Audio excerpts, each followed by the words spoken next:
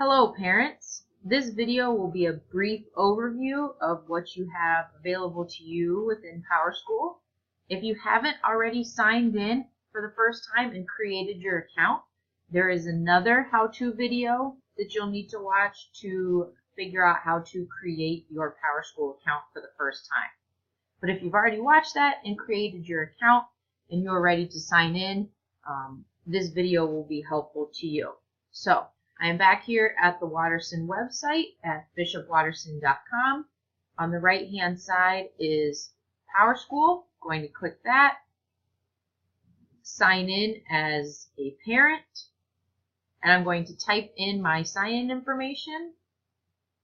Now that I am logged in, I can begin to see things about my child. So in the upper right hand corner should be my name. And then on the left side is my child's name. If I have multiple children linked to my account, it will list their names and I can toggle in between each child's information.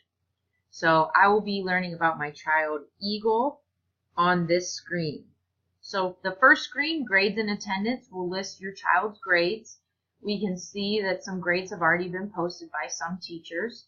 If I click on it, I can get more information about that grade. So let me click quarter 1 for AP US Government. And I can see some assignments have already been posted.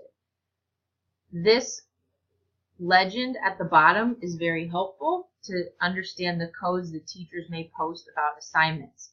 So I can see that the syllabus signature was submitted late by my child. And then the My Country project is currently missing. But I can also note that my child was absent on the day that it was turned in, so that's possibly the reason why the project was never turned in. On the Chapter 2 note guide, I can see that it was collected and that my child received a grade. And then on their Constitution word search, I can see that my child earned incomplete and did not receive a grade. So I'm going to click this comment box and see that my child's teacher left a comment as to why the assignment was incomplete. So I'll click over here on View, and it will open up some more information about the assignment. The comment left by the teacher is that my child did not complete Part 2, which is why they earned an incomplete. Now that I've looked over my child's grades, I can go into grade history. Grade history will only be relevant after the first quarter has been completed. So it's more of an overview of my child's grades. Attendance history is not going to be utilized on PowerSchool. So I'll go to email notification. This is so I can set up information how I want to be emailed information. I can add in additional email addresses, possibly a work email or any other email addresses that you would like to link to your account. And then I can set up my settings how I see fit. So what information would I like to receive? Would I like to receive a summary of current grades and attendance, a detailed report showing assignment scores for each class? The detailed report of attendance is not activated. School announcements, and then balance alert is not activated. And then I can set the frequency of these email alerts. I can receive them never, weekly, every 2 weeks, monthly, or daily. And then if I have multiple children, I can apply these settings to all my children. And then I would submit my alert settings. The next part in our navigation bar is teacher comments. So if I click that, I can see if teachers have left comments about my child and they would be alerted here. They also, as I showed you at the beginning, may be directly linked to the assignment within the grades and attendance section. The next section is the school bulletin.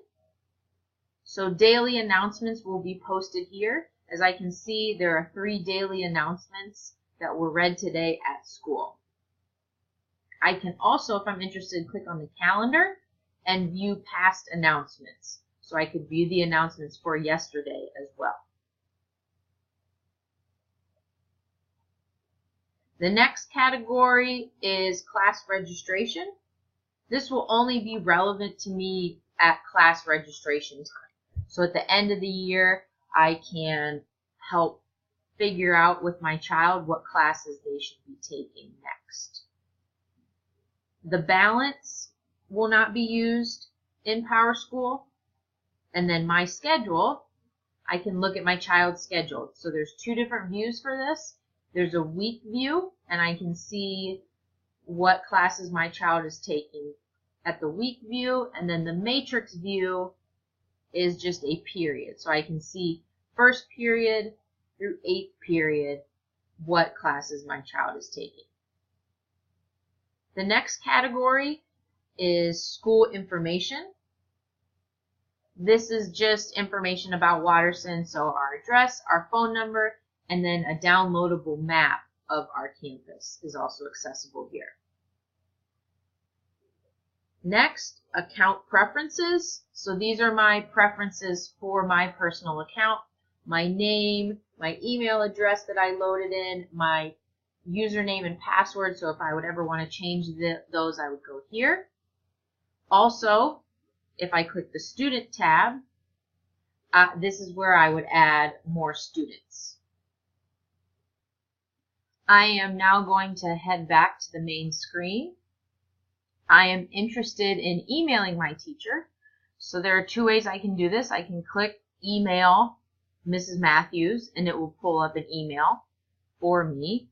Or I can click details about Mrs. Matthews and highlight her email address and copy and paste it into an email.